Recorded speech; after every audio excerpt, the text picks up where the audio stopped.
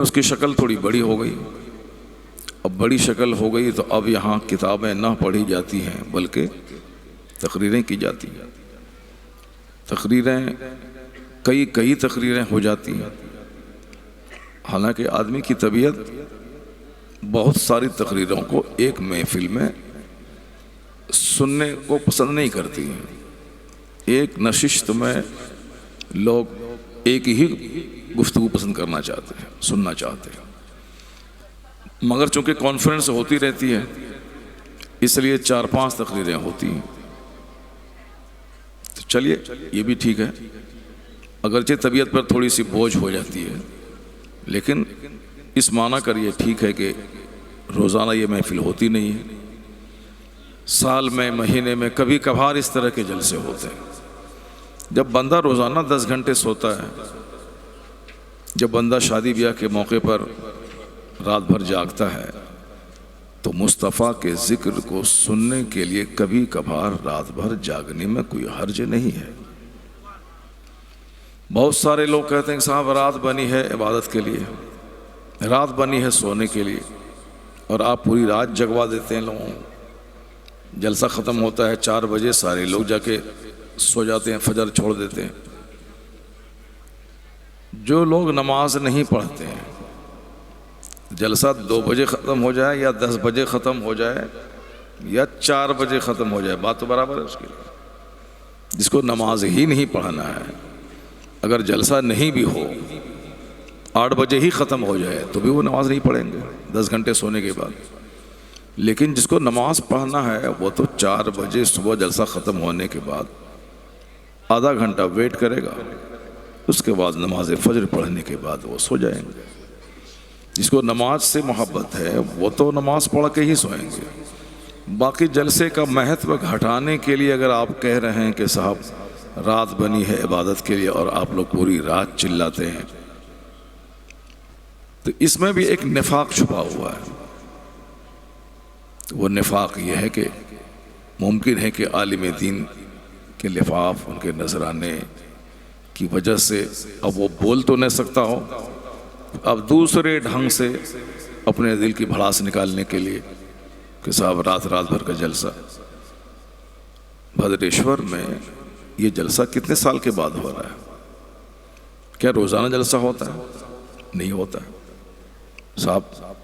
ہر 1 مہینے میں بھی ایک جلسہ ہو جائے تو بھی اگر 1 مہینے میں 29 راتیں بندہ 10 گھنٹے سوئے اور 1 رات جاگے تو کوئی حرج کی بات نہیں ہے. 29 دن سونا ہے، 1 دن پوری رات جاگنا ہے. جبکہ پہلے زمانے کے مسلمان ہر جمعہ کی رات کو جاگتے تھے، کیونکہ جمعہ کی رات میں دعا قبول ہوتی ہے. 24 گھنٹے جو جمعہ اور جمعرات کے ہوتے ہیں، جمعہ کی رات مغرب کے بعد شروع ہوئی اور جمعہ کا دن ختم ہوتا ہے سورج ڈوبنے پر. یہ پورے 24 گھنٹے میں ایک لمحہ ایسا ہے کہ بندہ جو بھی دعا اللہ سے مانگے اللہ قبول کرتا ہے. ایک لمحہ ایسا ہے جیسے راجدھانی کا ٹائم ہے 12:10. اب کوئی 8 گھنٹے پہلے سے جا کے اسٹیشن پہ بیٹھ جائے کوئی فائدہ نہیں، چونکہ ٹائم پہ ہی ٹرین آئے گی 12:10. اب اگر کوئی بندہ 12:20 پہ آیا، ٹرین جا چکی ہے، اب وہ چاہے 50 گھنٹے بیٹھ جائے اسے کیا ہونے والا ہے؟ ٹرین تو جا چکی ہے. پہلے بھی 10 گھنٹے بیٹھنا بے فائدہ ہے، ٹرین جانے کے بعد ایسے ہی لوٹ پوٹ ہونا یہ بھی بے فائدہ ہے. اب کوئی بندہ ٹھیک ٹائم پہ آیا، ٹرین ملی، بیٹھا، سفر پہ چلا گیا، تو 24 گھنٹے میں چونکہ کوئی فکسڈ ٹائم نہیں ہے کہ رات کے 12 بجے ہی دعا قبول ہوگی، فجر کے بعد دعا قبول ہوگی، یا جمعہ کے دن امام صاحب خطبہ پڑھیں تو خطبہ کے بیچ میں جو بیٹھتے ہیں تو 1-2 منٹ وقفے کے لیے اس میں دعا قبول ہوگی، یا نماز جمعہ کے بعد، یا جمعہ کے دن عصر اور مغرب کے بیچ میں. تو اب پہلے زمانے میں شوق تھا کہ جہاں ایک ہفتے میں دعا قبول نہ ہو، 24 گھنٹے میں کوئی گھڑی ہوتی ہے تو لوگ رات بھر جاگتے تھے کہ شاید وہ گھڑی رات میں ہو. لوگ دن بھر عبادت کرتے تھے کہ وہ گھڑی مل جائے. تاکہ 50 گھنٹے محنت کرنے کے بعد بھی وہ ٹائم نہیں ملے جو ٹائم 24 گھنٹے کے اندر میں بندے کو مل جائے۔ تو پہلے ہر جمعرات کو لوگ بیدار رہتے تھے، جمعہ کے دن صبح سے ہی مسجدیں بھری رہتی تھی، کھانے پینے والے، کھانا سامان بیچنے والے مسجد دروازے پر بھیڑ لگا کر رکھتے تھے۔ جمعہ کا دن لگتا تھا کہ آج ہفتے کے لیے عید کا دن ہے۔ اب وہ باتیں ختم ہو گئیں، اب لوگ جمعہ کے دن بھی اپنے کام میں اس قدر مصروف رہتے ہیں کہ پتہ ہی نہیں چلتا کہ جمعہ کا دن ہے، اور پھر جلدی سے آئے اور 2 رکعت نماز ادا کی اور فوراً اپنے کاروبار پہ نکل گئے۔ اب وہ باتیں جو تھیں مسلم سماج میں، اب وہ ساری چہل پہل، ساری رونقیں اب ختم ہو گئی۔ لوگوں کے دل میں دنیا کا ایسا جنون سوار ہے کہ 24 گھنٹے صرف بندہ دنیا کے بارے میں سوچتا رہتا ہے، کہاں سے پیسہ کمائیں، کیسے گھر بنائیں، کیسے گاڑی خریدیں، یعنی ہمیشہ دماغ پہ یہی طاری رہتا ہے۔ اب جمعہ کی برکتیں، عید بقرعید کی رحمتیں، مجلس کی برکتیں، ساری برکتیں دھیرے دھیرے ختم ہو رہی، ایک ہی جنون ہے کہ کیسے میں اپنا اچھا گھر بنا لوں، کیسے میں اچھی گاڑی خرید لوں۔ جبکہ قرآن شریف میں اس جنون دنیا کے تعلق سے کئی آیتیں نازل ہوئی۔ اللہ فرماتا ہے کہ انما الحیات الدنیا لعب و لہو، بے شک دنیا کی زندگی ایک کھیل تماشا ہے، اب اسی کھیل کے لیے ہم پریشان ہیں۔ وما الحیات الدنیا الا متاع الغرور، یہ دنیا کی زندگی کیا ہے؟ ایک دھوکے کی چیز ہے۔ اللہ جو دنیا کو بنایا ہے وہ اس دنیا کو کیا کہتا ہے کہ دھوکا ہے، لوگ اس سے دھوکا کھا جاتے ہیں۔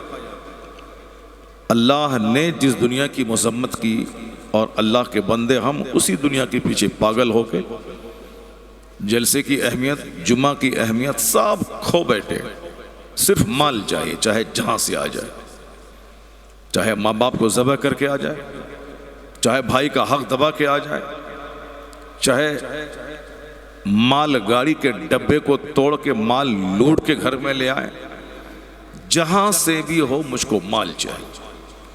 اسی جنون نے عالموں سے دوریاں پیدا کر دیں۔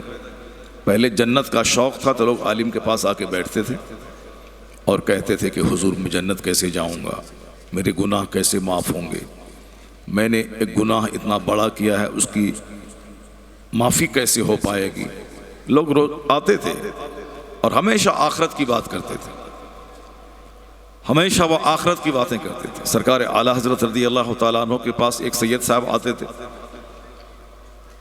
وہ اکثر غریبی کی شکایت کرتے تھے، بڑی تنگی ہے، بڑی پریشانی ہے۔ اعلیٰ حضرت کے پاس جو حضرتوں کے سردار ہیں ان کے پاس آ کے کہتے تھے کہ حضور یہ پریشانی وہ پریشانی۔ اعلیٰ حضرت سنتے تھے، سیدوں کا بڑا احترام کرتے تھے، حضور کے بڑے عاشق، تو حضور کی محبت میں سیدوں کا احترام کرتے تھے۔ آقا علیہ السلام کی محبت کی وجہ سے ہی یہ سارے احترام ہیں، ورنہ اگر کوئی سید صاحب گستاخ رسول ہو جائیں تو اس کے لیے کوئی احترام نہیں۔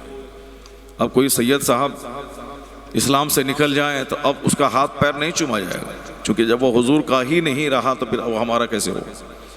ہم حضور کی وجہ سے مدینے کا احترام کرتے ہیں کہ مدینہ مصطفیٰ کا شہر، ہم حضور کی وجہ سے مدینے کی مٹی، مدینے کے کانٹے سے محبت کرتے ہیں کہ حضور کے شہر کی مٹی ہے، حضور کے شہر کا کانٹا ہے۔